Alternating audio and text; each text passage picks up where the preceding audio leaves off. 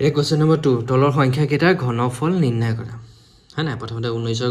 ঘনফল মানে কিবা এটা সংখ্যা ঘনফল উলিয়াবলৈ হ'লে সেই সংখ্যাটোক 3 বাৰ মাল্টিপ্লাই কৰিব এটা 19ৰ ঘনফল কেনেকৈ উলিয়াব 19ৰ ঘনফল মানে 19 * 19 * 19 মানে আমি কি উলিয়াব লাগে 19 পাৱাৰ 3 ভ্যালুটো উলিয়াব লাগে হয় না 19 * 19 * 19 মানে কি 19 পাৱাৰ কি হ'ব 3 হয় না 19 পাৱাৰ 3 মানে 19 টোক 3 টাইমছ মাল্টিপ্লাই কৰিব লাগে এটা 19 টোক 3 টাইম মাল্টিপ্লাই কৰিবলৈ হ'লে আমি কি কৰিব লাগিব মাল্টিপ্লিকেশ্যন টেবুলখিনি ভালকৈ জানিব লাগিব সো প্ৰথমতে আমি কি কৰিব লাগিব প্ৰথমতে আমি 19 ৰ লগত 19 ইনটু কৰিব লাগিব সো 19 19 361 হয় না তোমালোকৰ যদি টেবুল মনত নাই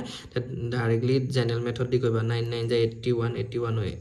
1 হল 8 কেৰি হ'ব 9 1 9 9 প্লাস 8 কি হ'ব 17 হ'ব হয় না 9 1 9 তাৰপিছত 1 1 1 প্লাস কৰি দিয়াচোন 1 হ'ব 9 প্লাস 7 16 16 6 1 কেৰি হ'ল হয় না তো 1 প্লাস 1 2 2 প্লাস 1 কি 361 সো দুটা 19 মাল্টিপ্লাই কৰিলে আমি কি পাম 361 কিন্তু আমাৰ ঘনফল মানে 3 বাৰ মাল্টিপ্লাই কৰিব লাগিব আকৌ 361 ৰ লগত কি মাল্টিপ্লাই কৰিব লাগিব 19 মাল্টিপ্লাই কৰিব লাগিব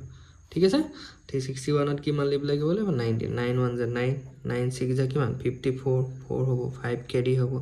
9 3 যা 27 27 প্লাস 5 কিমান হ'ব 32 হয় না তাহলে 1 1 যা 1 1 6 যা 6 1 3 যা কি হ'ব 3 হ'ব এটা কি কৰি দিবা গটিকেটা প্লাস কৰি দিয়া হয় না সো 9 হ'ব 4 1 4 প্লাস 1 কি হ'ব 5 হ'ব 3 6 প্লাস 2 কি হ'ব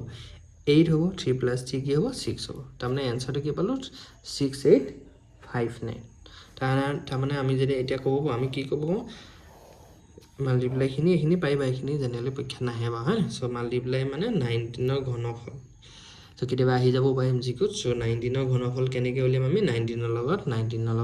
মানে 19 ক 3 বাৰ মাল্টিপ্লাই কৰিব সো 19 ক যেতিয়া 3 বাৰ মাল্টিপ্লাই কৰিবা তেতিয়া आंसरটো কি হ'ব 6859 সো তেনেকৈ 21 ৰ লগত 21 ৰ ঘনফল মানে কি 21 ইনটু কি হ'ব 21 যদি তুমি তিনটা 21 মাল্টিপ্লাই কৰা তেতিয়া आंसरটো কি হ'ব 926 সো এনেকৈ বাকি কিটা নিজে কৰি ল'ব পাৰিবা হয় না ঠিক আছে তো ইজি আমি ঘনফল কেনেকৈ উলিয়াই কিবা এটা সংখ্যা ঘনফল উলিয়াবলৈ হ'লে সেই সংখ্যাটোক 3 বাৰ মাল্টিপ্লাই কৰিব লাগিব ঠিক আছে